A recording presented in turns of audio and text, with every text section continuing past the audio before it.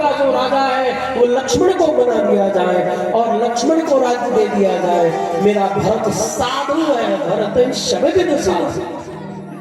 तो एक तरह से भरत साधु नहीं है, हर प्रकार से भरत जी साधु है। और मैं भरत को कहूंगा, मेरा भरत कहेगा बहुत अच्छा, लखन को राजा बना दिया जाए, मैं आपके साथ में चलता हूँ।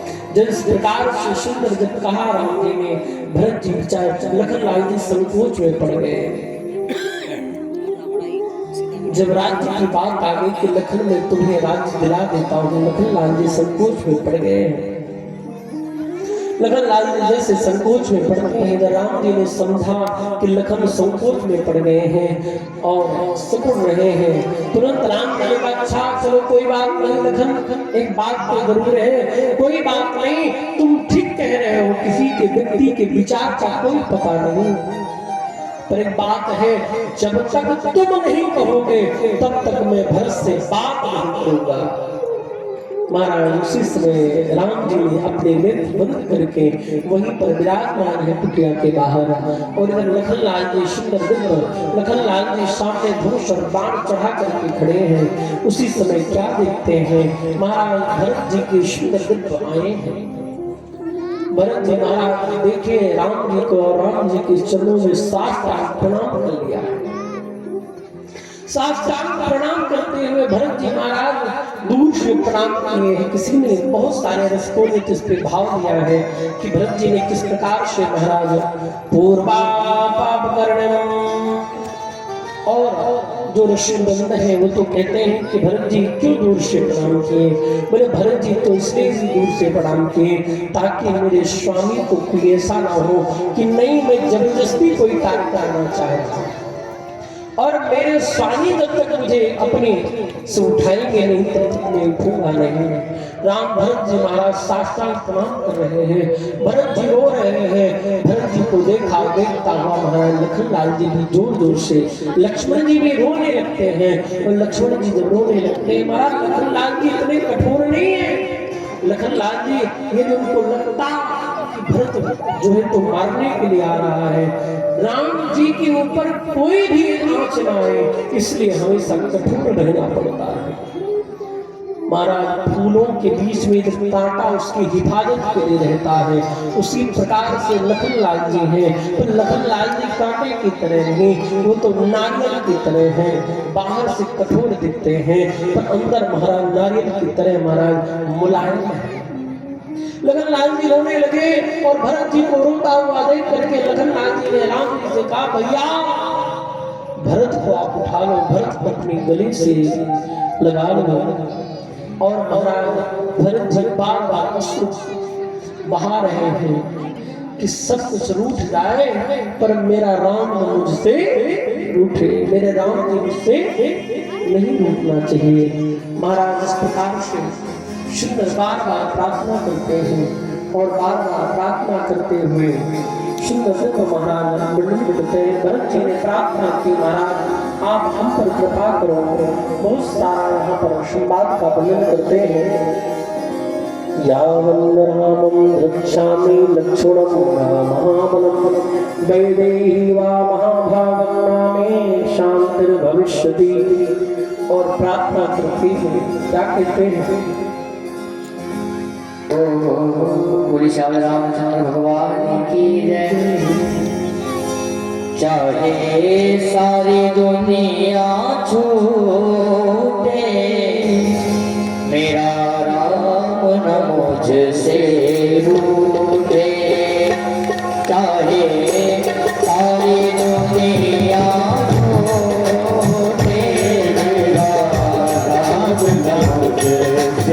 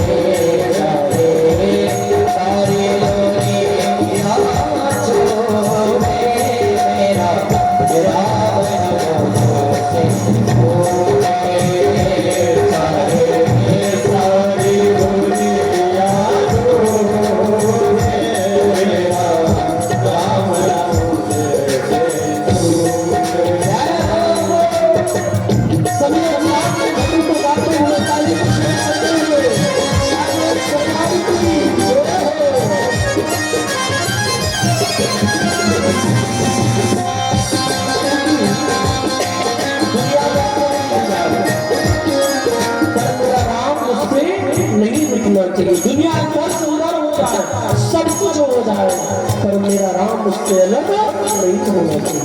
जय हो।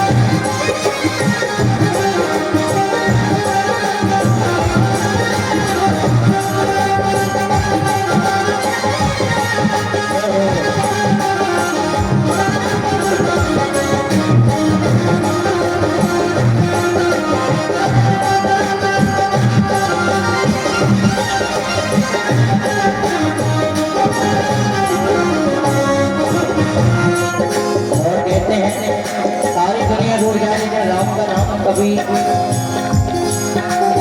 ना जबान से निकले ऐसा समय कभी आना नहीं चाहिए। सभी भावों के साथ गाएंगे।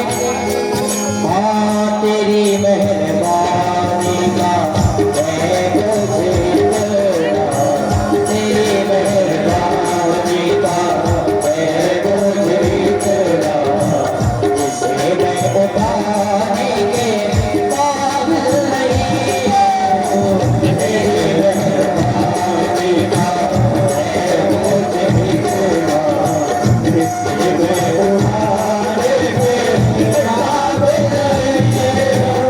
तेरी मेहरबानी का है मुझे तेरा, तेरी मेहरबानी का है मुझे तेरा, जिसे मैं उठाने के काबिल नहीं हूँ। जिसे मैं उठाने के काबिल नहीं हूँ। मैं तो गया हूँ मगर जागता हूँ, मैं तो गया हूँ मगर जागता हूँ। तेरे दर पे आने के काबिल नहीं हूँ। तेरे मेहरबानी का है मुझे तेरा, मैं उठाने के काबिल नहीं हूँ। तेरी मेहरबानी का है मुझे तेरा,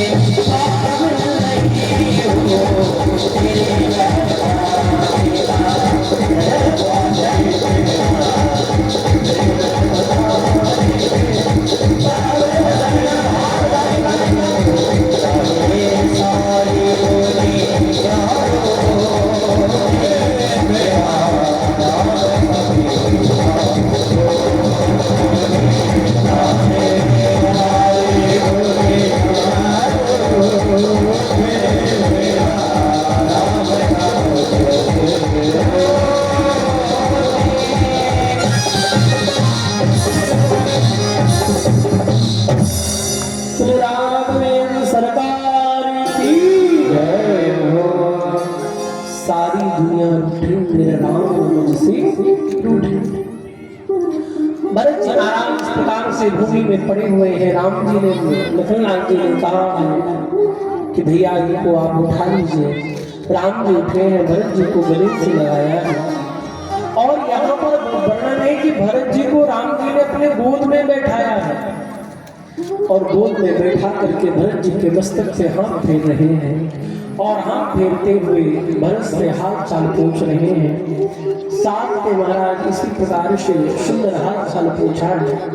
कहा भरत तुम्हारी क्या इच्छा है? उन्होंने कहा प्रभु आप चले और राज्य को स्वीकार करें। उन्होंने राम जी ने कहा भरत कार्य वह करना चाहिए जिस कार्य से हमारे पिताजी की बात भी सही तरीके से बनी रहे, उनके वचन का पालन करना रहे, क्योंकि पुत्र का मतलब ही है तुम राम नरक से जो निकाले वही पुत्र है। तो महाराज इस प्रकार से इस पिता की बातें वचनों का यदि पालन नहीं होगा तो अब यश नहीं होगा। और महाराज ने सुंदर जी को कहा क्या करना चाहिए? राम जी ने कहा देखो तुम्हें पिताजी ने अयोध्या का राज्य दिया है, तुम अयोध्या का राजा बनकर के रहो। मुझे दंडकार का राज्य दिया है, मैं वन का राजा बनकर के रहूं और अपनी अपनी मर्यादाओं को अपने अपने धर्म का पालन करते रहे। भरत जी ने नहीं माने, अनुनय जी ने किए और राम जी ने जब समझाया है, साथ में बताया कि पिताजी अब नहीं रहे तो महाराज आदि का पावन बना करके शास्त्र बैर आदि के द्वारा पिंडदान मत किया है पिताजी का। और इसके साथ में महाराज सुंदर सभा बैठी है, विभिन्न प्रकार के यहाँ पर चर्चाएं हुई हैं और चर्चाओं के साथ में राम जी ने सुंदर समझाया। भरत जी ने चरण पादुका निकाली है और चरण पादुका निकाल करके कहा कि हे प्रभु यदि आप नहीं चलेंगे तो आप एक काम करिए, चरण पादुका में अपने चरणों को रख लीजिए और मैं चरण पादुका के द्वारा ही राज्य का संचालन करूंगा। महाराज राम जी ने सुंदर चरण पादुका को स्वीकार किया हो, चरण पादुका पर चरण रखे हैं। आगे चल करके महाराज सुंदर को सबसे विदा लेकर के पर राम जी ने एक बात कही। माताओं से मिले, कई आज माताओं से मिले, सबसे मिले बड़े प्रेम के साथ में। और राम जी ने शत्रुघ्न जी को बुलाया। शत्रुघ्न जी को बुला करके राम जी ने कहा शत्रुघ्न भैया शत्रुघ्न तुम मेरे लिए क्या कर सकते हो? यहाँ पर वर्णन है। शत्रुघ्न जी ने कहा भैया आप कैसी बातें करते हैं? मैं आपके लिए, आप कहो तो जलती हुई अग्नि में मैं आपके लिए कूद जाऊं, अपने प्राण दे सकता हूँ। राम जी ने कहा देखो शत्रुघ्न मुझे तुम्हारे प्राण की आवश्यकता नहीं, पर मैं एक चीज जानता हूँ कि भैया जिस दिन से मेरी माँ कैकेयी ने मेरे लिए वनवास मांगा है, मैंने सुना है कि उस दिन से मेरी माँ कैकेयी के महल में कोई सेवा करने नहीं जाती। मेरी माँ कैकेयी के महल में कोई नहीं जाता है।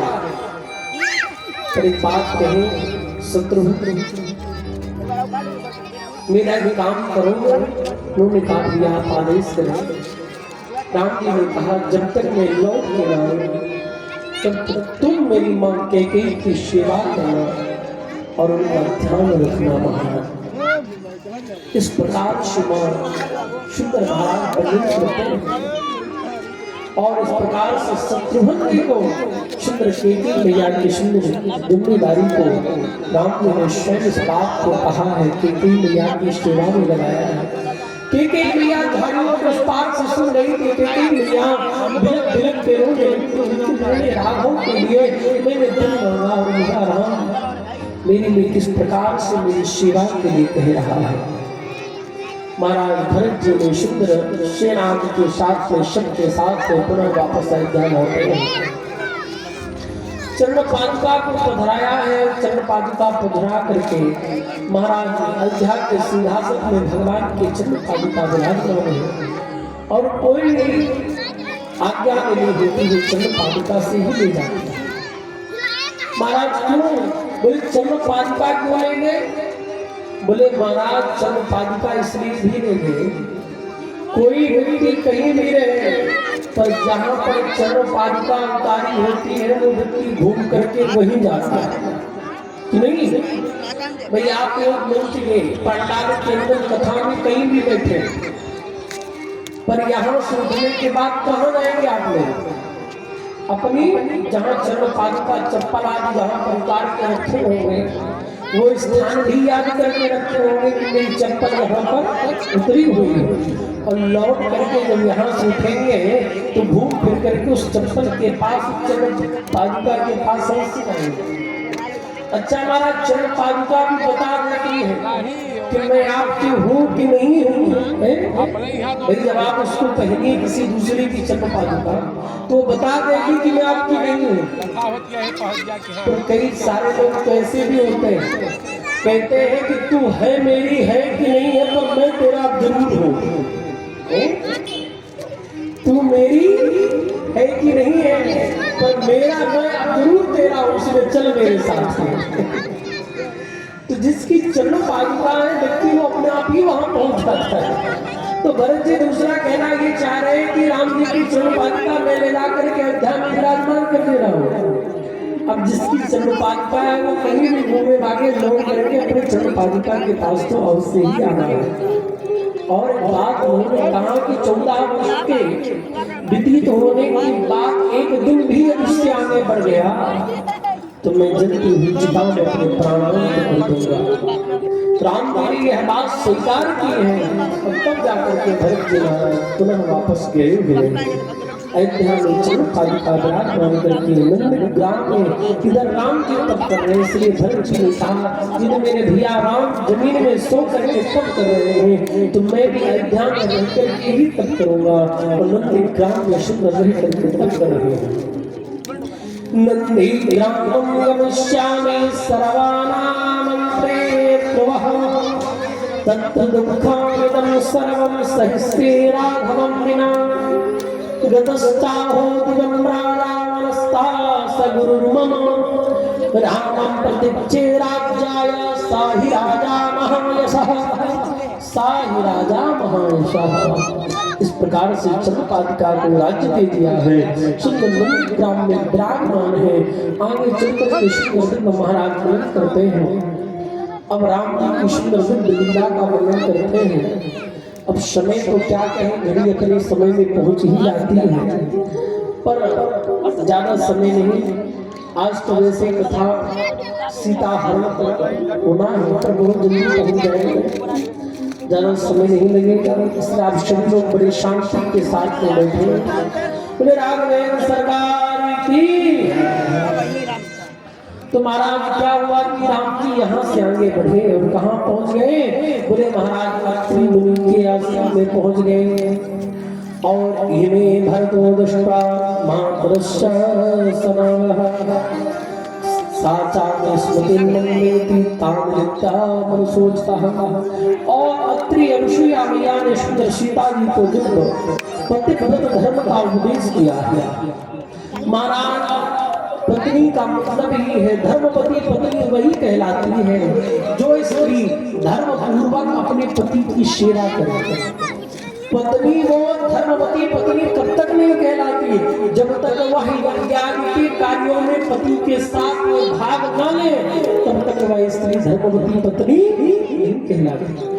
जो स्त्री, जो कन्या का उसका पिता कन्यादान नहीं करता है, नहीं किया हो, और महाराज तब तक वह कर स्त्री भले ब्याह हो जाए। आजकल तो समाज को देखते हुए क्या कहा जाए, तो महाराज भले, पर जब तक उसका पिता कन्यादान नहीं करता तब तक वह विवाह श्रेष्ठ नहीं है, तब तक वह स्त्री धर्मवती पत्नी नहीं कही जाती है।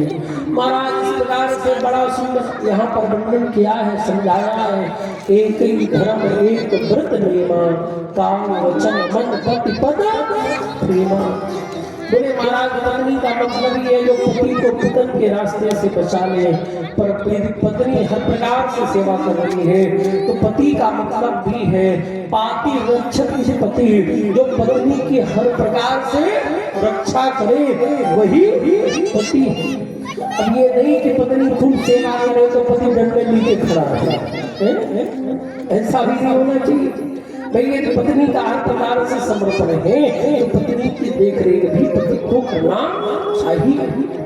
इस प्रकार से सुंदर दिव्य महाराज रसिया मैया ने सुंदर दुख उपदेश दिया है माँ जानकी को। आगे चलकर के महाराज सुंदर वर्णन करते हैं, और सुंदर महाराज आगे चल करके विराट का वर्णन, विराट का वध किया है, क्योंकि विराट वध पंडित महाराज, विराट के वध में महाराज पंडितों ने साथ लगाना पड़ा भगवान को, तब जाकर के विराट का वध हुआ महाराज। और महाराज को मर ही नहीं रहा था, बहुत प्रयास कर लिए, फिर महाराज एक गड्ढे में गाड़ करके फिर जब गाड़ा है तब जाकर के विराट का वध हुआ। विराट वध के बाद महाराज राम जी आगे बढ़े हैं, मां जानकी के साथ में लखन राज की साथ से। राम कथा तो आप सबको वैसे भी खूब पता ही है। बोले राम सरकार की। इसके बाद भगवान आगे बढ़े, भगवान सरहुंग ऋषि के यहाँ पधारे हैं, और सरहुंग को दर्शन देते हुए सुंदर महाराज उनको दिव्य धाम की प्राप्ति हुई है। आगे बढ़ते हुए महाराज वन आदि का विचरण करते हुए महाराज जैसे आगे बढ़े हैं तो सुतीक्षण मुनियों को प्राप्त हुए हैं। दंडकारण्य में उन मुनियों के द्वारा महाराज राम जी ने क्या देखा है, राम जी ने देखा है कि हड्डियों का एक समूह लगा हुआ है, हड्डियों का समूह है। मुनियः संसितव्रता मां सीते स्वयमागम्य शरणं शरणं गताः। महाराज दंडकारण्य और जैसे विचरण करके उन्होंने कहा ये हड्डियों का स्वर्ग किसका है, उन्होंने कहा महाराज यहाँ पर बड़े बड़े ऋषि को मार करके, राक्षस लोग मार करके खा गए हैं, इसलिए आप कृपा करें और उनका संहार करें। तब राम जी ने यहाँ पर भुज उठाए प्रण की है, और राम जी ने भुजा उठा करके प्रतिज्ञा की कि मैं इस धरती को निश्चरों से विहीन कर दूंगा, और इस प्रकार से प्रतिज्ञा करते हुए राम जी आगे बढ़े। सुंदर सुतीक्षण मुनि अपने गुरुदेव अगस्त मुनि के पास में लेकर के जाते हैं, उनका दर्शन कराया है, और दर्शन करने के बाद सुंदर दिव्य अगस्त महर्षि ने राम जी को धनुष प्रदान किया है, तूणीर दिया, साथ में महाराज बाण दिए हैं, ऐसे धनुष और बाण प्रदान किए हैं देवताओं के दिव्य, जिससे महाराज कभी बाण खत्म ही नहीं होते हैं। ऐसी महर्षि अगस्त ने सुंदर दिव्य महाराज यहाँ पर जो है तो राम जी को प्रदान किया है। यहाँ पर कथा आती है आतापी वातापी की, यही हृदा तिलक्रूरो वातापी रविचेद्वला भ्रातरो सहितावस्तो ब्रह्मणो महर्षिणो। महाराज सुंदर रूप वर्णन करते अगस्त महर्षि एक आतापी वातापी नाम के दो राक्षस थे महाराज, और ये क्या करते बोले महाराज लोगों के पास विद्या थी कि महाराज उसको पढ़ते और पढ़ने के बाद महाराज कहते कि बाहर आ जा, तो महात्माओं को पीठ फाड़ करके वो बाहर आ जाते। पहले आप वातापी क्या करते, ब्राह्मणों को निमंत्रण करते कहते जो कोई महर्षि को देखते, महात्मा को देखते, बढ़िया हाँ सुंदर महात्मा है, बढ़िया महाराज बबली मान पुआ खाए हुए एकदम चमक रहे हैं। और जैसे चमक रहे महाराज तो सोचा कि चलो उनका मन से तो और ज्यादा सुकुमार होगा। फिर उन्होंने क्या करते, बोले महाराज को निमंत्रण दे देते। और जैसे ही निमंत्रण देते और निमंत्रण देने के बाद महाराज और वह तापी को एक बढ़िया व्यंजन के रूप में बना देते काट करके और महात्माओं को खिला देते। और महात्माओं को खिलाने के बाद तापी जो है इलवल वो बाहर समृद्ध मंत्र को पढ़ता और कहता भाई बाहर आ जाओ। वैसे ही वह भेड़ का रूप बना करके अगस्तेन तदा दैवं प्रार्थतेन महर्षिणा अनुभूया श्राद्धे भक्तिता सा महासुरा। और जैसे वो मंत्र पढ़ता कहता भैया बाहर आ जाओ पेड़ से, वैसे ही वह तापी मेघ भेड़ का रूप बना करके पेड़ फाड़ करके बाहर आ जाता। और जैसे पेड़ फाड़ करके बाहर आता वैसे ही महात्मा को गोविंदाय नमो नमः हो जाते। और उन्हीं महात्मा को हुआ क्या करते, उन्हीं महात्मा को खा जाते। एक दिन यह बात अगस्त महर्षि को पता चली।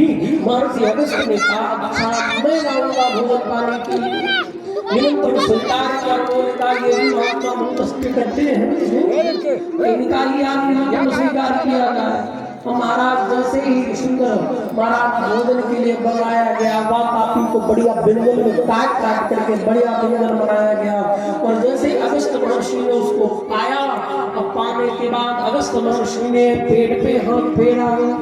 और पेट पे हाथ फेरने के बाद और महाराज जैसे मंत्र का प्रभाव इतना हुआ कि पेट में ही पच गया। अब बाहर वो इलवन था, इलवन महाराज वो मंत्र को पढ़ रहा। मंत्र को पढ़ते हुए महाराज वो कह रहा बाहर आओ बाहर आओ बाहर आओ। अगस्त महर्षि ने कहा बाहर कहाँ आएगा, वो तो गोविंदाय नमो नमः हो गया, राम नाम उसका सत्य हो गया, पेट में पच गया। अरे अगस्त महर्षि वो है कि जो आचमन करे तो पूरे समुद्र को सोख जाए। तो राक्षस कौन सी बड़ी बात थी महाराज, जैसे उसको पचा दिया। महाराज उसने दौड़ा है मारने के लिए अगस्त महर्षि को। महर्षि अगस्त ने नेत्र को से देखा है, नेत्रों से ज्वाला निकली और उसी समय वह भी मर गया। देवताओं को सुख प्राप्त हुआ। आगे चल करके अगस्त महर्षि से पूछा महाराज हम कहाँ जाएं? उन्होंने कहा रहने के लिए हम कहाँ रहे? उन्होंने कहा आप नासिक पंचवटी में आप निवास करें, और नासिक पंचवटी में आप निवास करें और सुंदर गोदावरी के तट में आप रहें। आगतस्मादिष्टं ये देशं मुनिरब्रवीत् अयं पंचवटिः देशः स्वस्मितकाननः। आप पंचवटी में निवास करें। उन्होंने कहा ठीक है। महाराज एक दिन पंचवटी में सुंदर पर्णशाला का निर्माण हुआ। यहाँ पर गिरिधराज जटायु भी आए, बोले महाराज मैं आपके पिता जो दशरथ है, दशरथ जी का मैं वो मेरे मित्र लगते हैं, इस नाते आप मेरे पुत्र ही के समान हैं। और आप जब जंगल में चले जाया करोगे तो मैं पुत्री सीते जब अकेले रहेगी उस समय मैं उसका ध्यान रखूंगा, उसका हर दिन मैं ध्यान रखूंगा। इस प्रकार से महाराज सुंदर बार बार और बड़े सुंदर दिव्य श्रम्य स्थान में सुंदर पर्णकुटी बनाई गई है। पर्णकुटी का महात्माओं के द्वारा ग्रह प्रवेशाद के साथ में राम जी सुंदर पंचवटी में वहां पर निवास करते हैं। अयम ऐसा समा श्रीमान पुष्पते स्तरुभिर्वृतः इहा श्रमपदं ब्रह्मण्य तावत् कर्तुमर्हसि। और महाराज चारों तरफ फूलों से सजा हुआ वन है, चारों तरफ महाराज गोदावरी का तट आनंद पूर्वक सुंदर निवास कर रहे हैं। पर एक दिन क्या हुआ कि महाराज जब गोदावरी में स्नान करके आ रहे थे राम लक्ष्मण जी, तो सुंदर महाराज एक राक्षसी भी यहाँ पर निवास करती है। महाराज कौन? बोले महाराज जिसका नाम है सूर्पनखा। सूर्पनखा ये यहाँ पर निवास करती है। खरदूषण के साथ में अपने भाइयों के साथ में 14,000 सैनिकों के साथ में महाराज निवास करते हैं। रावण ने धर्म को नष्ट करने के लिए 2 जगह अपनी चौकी बनाई। एक बनाई महाराज बक्सर में और दूसरी बनाई है यहाँ पर पंचवटी में महाराज। तो वहां पर महाराज भेजा, बक्सर में ताटका को रखा वहां की देखरेख के लिए, और महाराज यहाँ पर किसको रखा है, यहाँ पे सुपनखा को रखा है। अब पूरे जंगल की मालकिन सुपनखा है, साथ में खरदूषण, साथ में 14,000 सैनिकों के साथ में भ्रमण कर रहे हैं। पर महाराज एक दिन इसने देख लिया राम जी को और लखनलाल जी को, देख करके मन में मोहित हो गई, भैया राम और लक्ष्मण से बढ़कर के कोई तो मुझे लग ही नहीं रहा। और महाराज जैसे पीछे पीछे गई, राम जी पीछे पीछे अपनी कुटिया में पधारे, ये भी देखते देखते पीछे पीछे पहुंच गई। और जैसे ही ये पहुंची है तत्ताराजमानं चा भोगश्चा विविधान बहुलं तपस्वी नेताहार से शीते महितले। और महाराज जैसे ही सुपनखा पहुंची और सुपनखा ने देखा कि दोनों तो बड़े सुंदर हैं, बड़े अच्छे लग रहे हैं। और महाराज कहती है सुपनखा कि हे राम जी के पास जाकर के कहती है कि हमसे विवाह कर लीजिए। तो राम जी कहते अच्छा तुमसे विवाह कर ले, तुम्हारा अभी तक ब्याह नहीं हुआ। उन्होंने कहा मेरे कहती है देवी मेरा भी विवाह नहीं हुआ। महाराज जबकि इसका विवाह हो गया है, विद्युत जिह्वा के साथ में इसका विवाह हुआ है। और इसके पति को किसने मारा है, रावण ने ही मारा है इसके पति को। और विद्युत जिह्वा के साथ में विवाह हो गया, फिर भी कहती मेरा विवाह नहीं हुआ। ये कैसी है बोले सुपनखा। सुपनखा उसे कहते हैं जिसके नाखून सूप जैसे हैं। आजकल तो हर व्यक्ति सूप जैसे ही नाखून रखना चाह रहा है, बड़े बड़े नाखून है महाराज। अब सुंदर सूप जैसे नाखून है। और महाराज श्रृंगार तो कर रखी है, पर मस्तक पे महाराज इस प्रकार से रह रही है कि महाराज ऐसा लगता ही नहीं किसका ब्याह हुआ। और आजकल भी यही देखा जा रहा प्राय समाज में। पहले तो महाराज राम जी ने मांग भरा सीधी, आजकल तो मांग भी टेढ़ी मेढ़ी होने लग गई महाराज, कभी इधर से कभी इधर से पता ही नहीं चलता। तो आजकल की भी लीलाएं इसी तरह हो रही हैं। अब भैया इसका सुपनखा है, मैं आप सबकी और समाज की बात नहीं कर रहा हूँ, मैं सुपनखा का परिचय दे रहा हूँ कि सुपनखा किस प्रकार से है? पता ही नहीं चल रहा है कि इसका ब्याह हुआ कि नहीं हुआ। इस प्रकार से रह रही, कभी कुछ है कभी कुछ है। बड़े पर पेंटिंग बहुत अच्छी कर रखी है तो राक्षसी, देखने में एकदम राक्षसी महाराज, बड़े बड़े दांत देख करके कोई भी डर जाए। पर पेंटिंग इतनी अच्छी कर रखी है कि राम जी के सामने जाकर के कहती है, क्या कहती है राम जी से? बाबा जी कहते हैं रुचिर रूप धरी प्रभु पहि जाई, बोली वचन बहुत मुस्कुराई। रुचिर रूप धरी प्रभु पहि जाई, बोली वचन बहुत मुस्कुराई। मात सब पुरसेना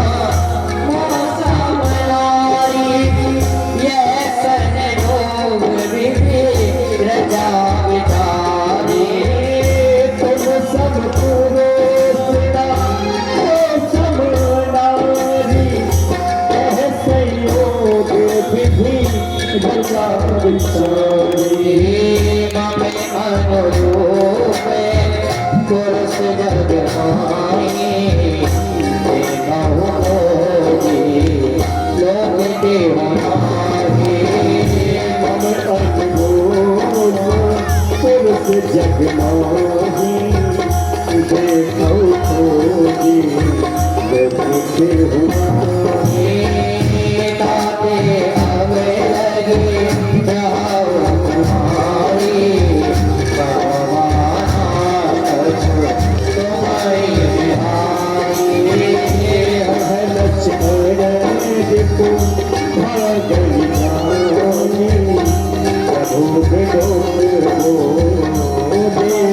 भगवान चिताहि चिताहि हे प्रभु दाता कहाई पुआरे मोर रघुरामा हे लक्ष्मण देखो भगिनी रानी जगत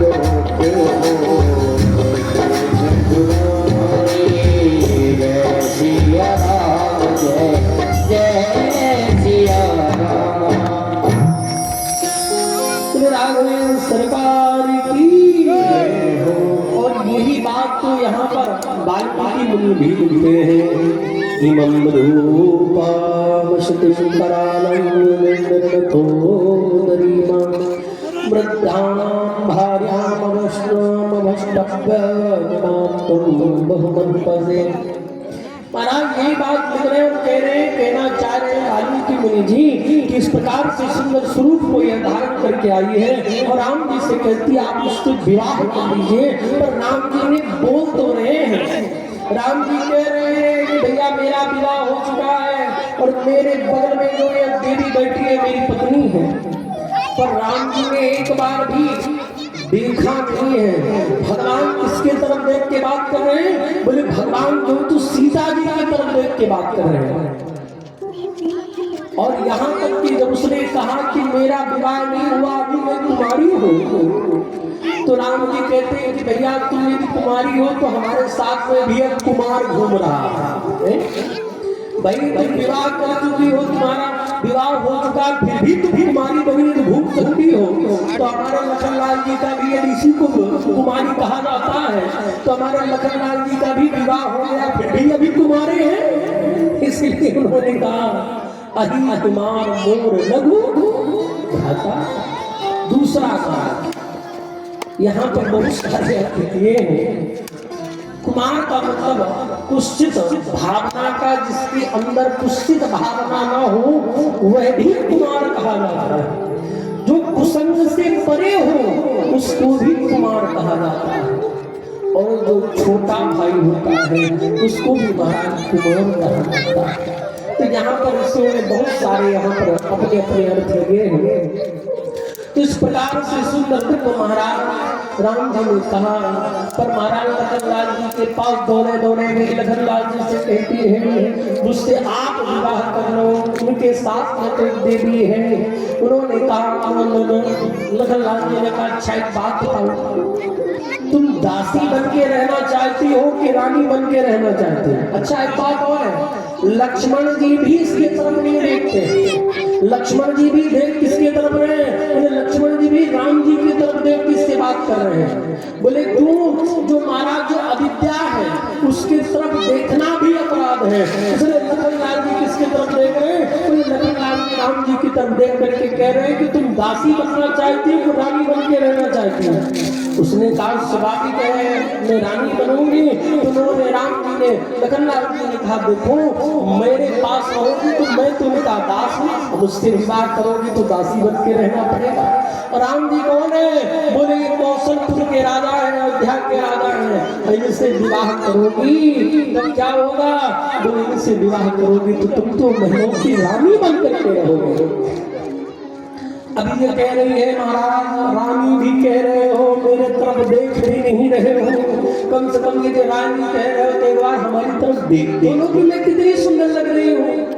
लखनलाल जी ने कहा कि उन्हीं के पास जाओ, पुनः राम जी के पास आती, पुनः लक्ष्मण जी के पास आती है। आप देयमिच्छिष्यामि प्रशस्तस्त्या मानुषी त्वया सहचरिष्यामि शपथना यथा शुभम। और जब राम जी सुंदर जानकी जी की तरफ देख करके बात करते हैं तो उसके मन में विचार आता है कि इनके साथ में जो सुंदरी स्त्री ये सीता है ना, इसके कारण ही ये मेरा परित्याग कर रहे हैं।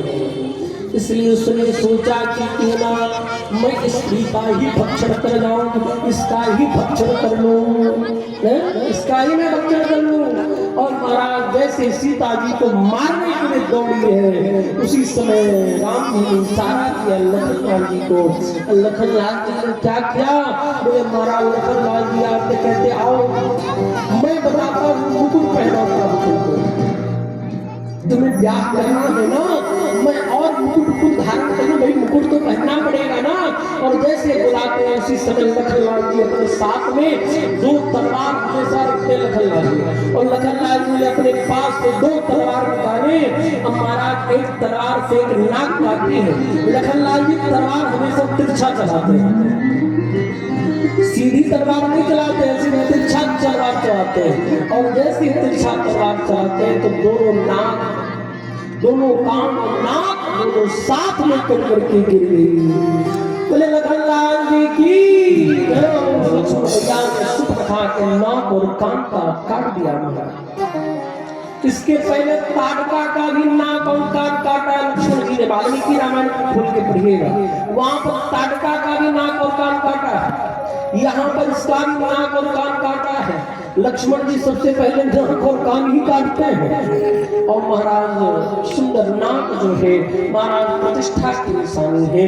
वो कहना चाहते हैं कि तुम भक्ति रूपी एक प्रतिष्ठा को मेरे हरण करना चाहोगे तो मैं तुम्हारी नाक काट दूंगा, मैं तुम्हें जो है तो स्वर्ग की प्राप्ति नहीं करने दूंगा।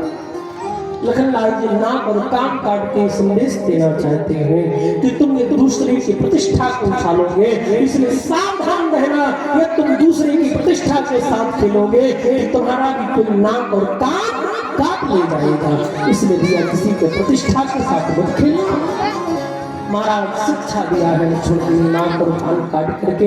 महाराज आगे बुजुर्ग करते हैं, महाराज दौड़ी दौड़ी गई और महाराज अपने भाई खरदूषण के पास गई। उन्होंने कहा कि जो है तो एक बड़े सुंदर थे, मैं तो गई थी गोदावरी में पानी लेने के लिए, और जब पानी लेने के लिए गई थी उसी समय 2 भाई थे और उन्होंने मेरे नाक और कान काट दी।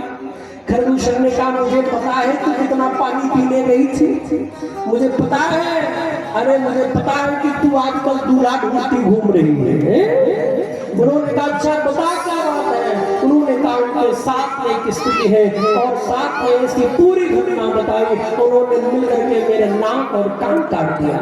महाराज खरदूषण आए हैं, महाराज सुंदर 14,000 सैनिक आए हैं। लखनलाल जी वाले सीता का ध्यान रखना। 14,000 सैनिक आपस में एक दूसरे के राम जी को स्वरूप को देखते आपस में मर दिए, खरदूषण को मारा है।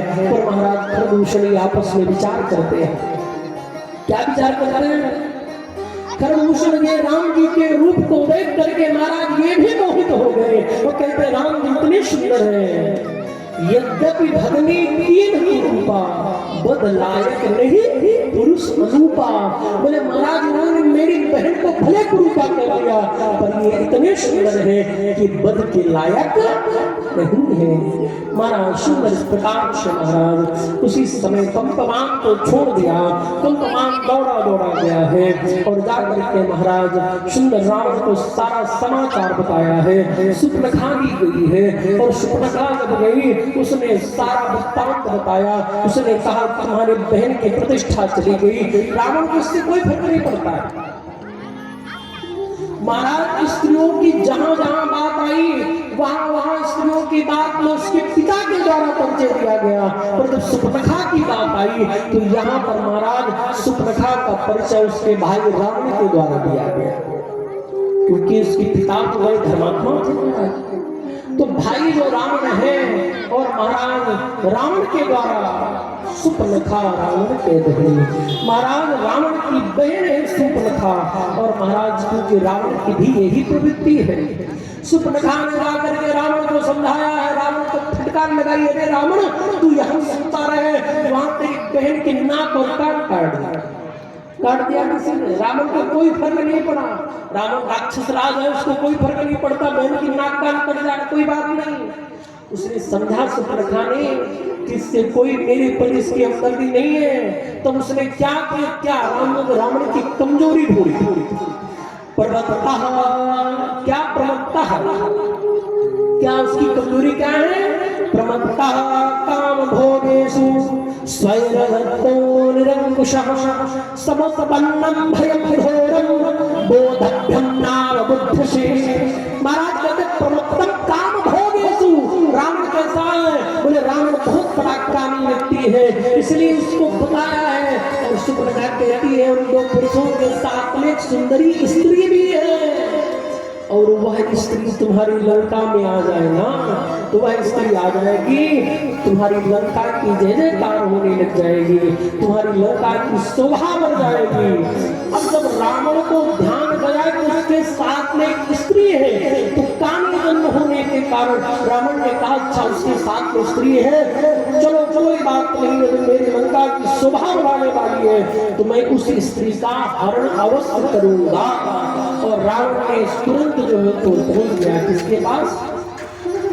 और जब उसको ये भी पता चला कि महाराज खरदूषण का वध हो गया, खरदूषण मौसम बलवंता नहीं तुम्हारे दिन भगवंता, महाराज समझ गया कि भगवान का भी अवतार हो गया है। और इस प्रकार से महाराज रात्रि में सोते सोते महाराज, और जैसे रात्रि में सो रहा था, सोते समय मन में विचार किया कि भगवान अवतार में ये है, अब मैं क्या करूं, मैं भजन करूं। पर महाराज भजन न हो तामस देहा, हम तामसों से भजन नहीं होता। तो बोले क्या करें, बोले मुक्तता का संबंध नहीं कर सकते तो राम जी से शत्रुता कर ले।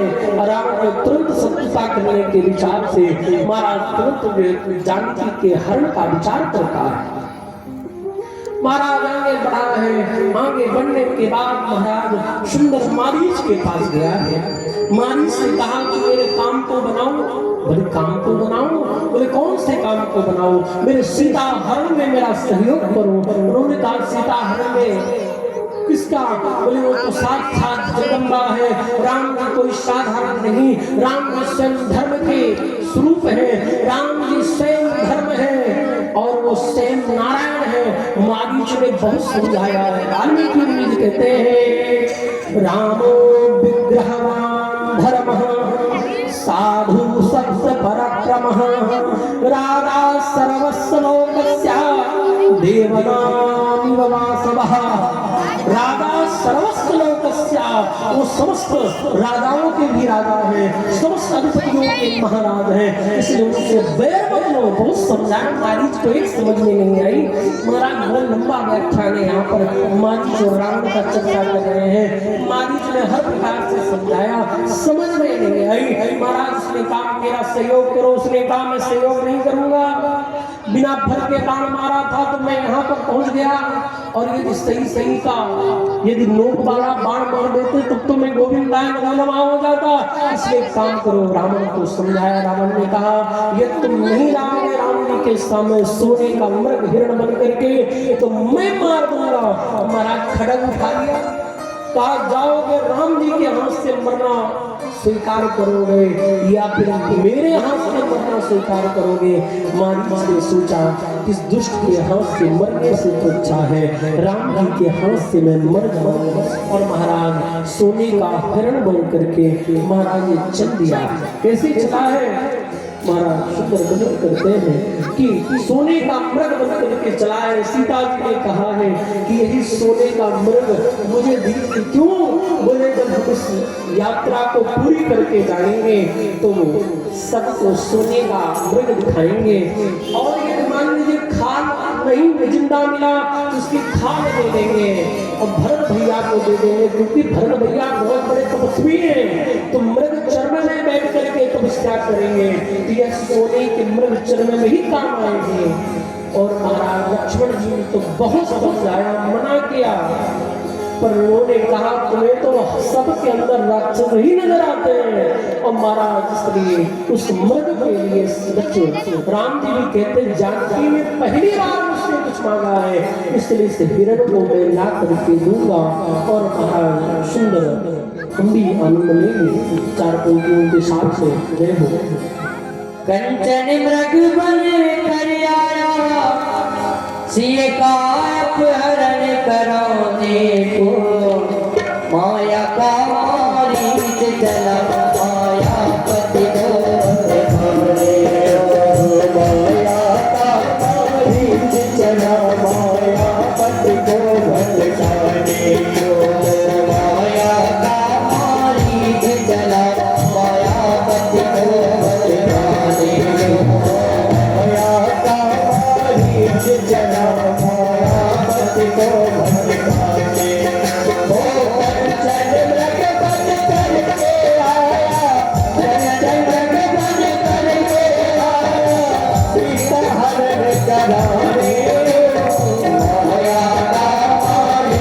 चला मायापति को भटकाने को माया का महावीर चला मायापति को भटकाने को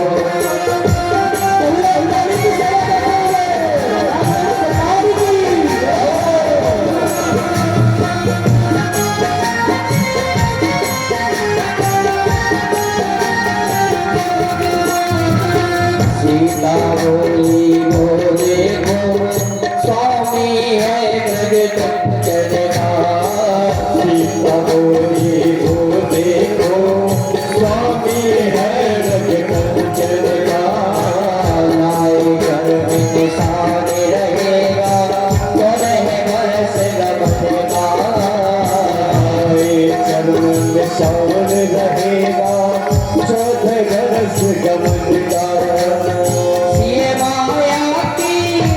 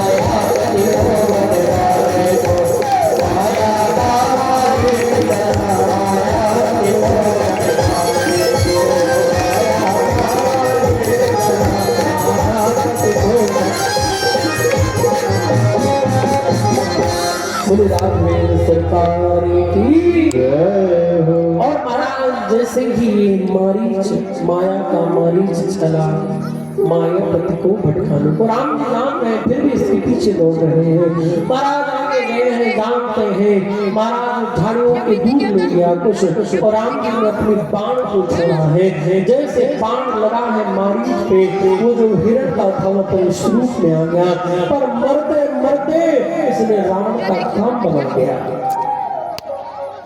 बाण तो लगी, प्राण तो इसने त्यागा, पर मरते मरते रावण का काम बना गया। और इसने आवाज लगा दी, हा सीते हा लक्ष्मण, हा सीते हा लक्ष्मण, बचाओ बचाओ। इस प्रकार से मरते मरते रावण का काम बचा गया, बना गया। इधर क्या हुआ कि जब ये सब जानकी जी के काम में गई, जानकी जी ने लखन लाल जी से कहा, लक्ष्मण हे लक्ष्मण, तुम जो है तो जाओ अपने बड़े भैया राम का सहारा बनो। और कोई देखो उस राक्षस लगता है वो राक्षस निकला और उसने राम जी के ऊपर विपत्ति आन पड़ी है, तुम जाओ। उन्होंने कहा, लाल जी ने कहा, किसी जीव कभी परमात्मा कभी सहारे के लिए कभी किसी जीव को बुलाता है? अरे राम तो परमात्मा है, हम सब जीव हैं, कभी परमात्मा जीव जो तो परमात्मा कभी सहारे के लिए जीव को नहीं बुलाता है। दूसरी बात, और राम जी तो ये लीला करते हैं, राम जी कभी कोई राक्षस से कभी अपराजित हो ही नहीं सकते। राम जी तो कोई साधारण नहीं है, राम जी अजय है, हर प्रकार से समझा। लखन लाल जी को नहीं माना, पर सीता जी ने जब मर्म वचन कहे हैं, वाल्मीकि मुनि ने उन मर्म वचनों को कहते हैं, क्या कहा भगवती सीता ने? भगवती सीता ने कहा, सौमित्रे मित्र रूपेण भ्रातुस्पनसि शत्रुवत् यस्मयामस्याम अवस्थां भ्रातरं न विपद्यसे। अरे लक्ष्मण, मैं तो जानती हूँ तुम जंगल क्यों आए हो, तुम इसीलिए जंगल आए हो ना कि राम जी को विपत्ति पड़ जाए और मैं सीता का वर्ण कर लूं, इसलिए तुम जंगल आए हो। और एक बात तुम जान लो, मैं सीता कभी दूसरे पर पुरुष का वर्ण नहीं करूंगी। अनारया करुणारंभान सिंहा कृपांसना अहम तत्प्रियम मन्ये रामस्यासनम। तुम इसीलिए आए हो ना, मैं समझती हूँ कि श्री राम किसी बड़ी विपत्ति में पड़ जाए यही तुमको प्रिय है, इसीलिए तुम श्री राम पर आई हुई विपत्ति को जान करके भी तुम जो है तो नहीं जा रहे राम जी के सहयोग करने के लिए। तुम जान रहे हो कि राम जी के ऊपर विपत्ति पड़ जाए तो मैं तुम्हें प्राप्त हो जाऊंगा। इस प्रकार के वचनों को सुन करके लखन लाल जी ने अपने कानों पे महाराज कान खोल दिया, कहा बस माँ ऐसे वचनों को मत कहना। अरे मैं आप जो कह रही हूँ तो मैं सपने में भी नहीं सोच सकता, पर आप कहती हो तो मैं जानता हूँ। और लखन लाल जी जाते हैं, पर महाराज न वाल्मीकि रामायण में न तुलसी के रामायण में कहीं पर भी स्पष्ट वर्णन पहले नहीं दिया कि रामानुजन ने खिंचाई, राम लक्ष्मण जी ने रेखा खिंचाई। ये बात कहाँ पर खुलती है? ये बात खुलती है जब रावण और मंदोदरी का आपस में संवाद होता है, तो मंदोदरी वहां पे कहती है, मुझे पता है तुम कितने बड़े वीर हो। लक्ष्मण जी ने एक रेखा खींची, उसको भी तुम नहीं पार कर पा रहे थे। यह बात रावण मंदोदरी, क्योंकि पत्नियां जब पति से ज्यादा उनके भाव बढ़ जाते हैं तब उनके याद दिखाती है कि मुझे पता है कि तुम कितने बड़े वीर हो। तो मंदोदरी भी कहती है, जब रावण अपने डींगे खींचने लगता है, मैं ये कर दूंगा मैं ये कर दूंगा, बता श्री राम मेरा क्या कर लेगा, तो मंदोदरी ये बात कहती है कि लक्ष्मण ने एक रेखा खींच दी, उसको पार नहीं कर पाए, यहाँ बता रहे तो मैं ये कर दूंगा वो कर दूंगा।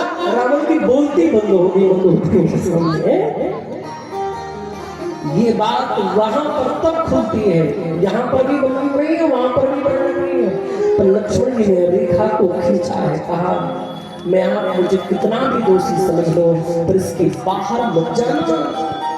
जानकी जी को हर प्रकार से समझा गया, पशुपतियों को कहे लखन लाल जी जीवाचार्य है महाराज, और इस प्रकार से सबको समझाया है, सबको कहा है। पर महाराज इधर क्या हुआ, लक्ष्मण जी उधर गए हैं राम जी के पास, इधर रावण आया है, रूप बदल करके आया है, महाराज एक महात्मा का भेष बना करके आया है। किसी ने कहा रावण से श्रेष्ठ तो जयंत था।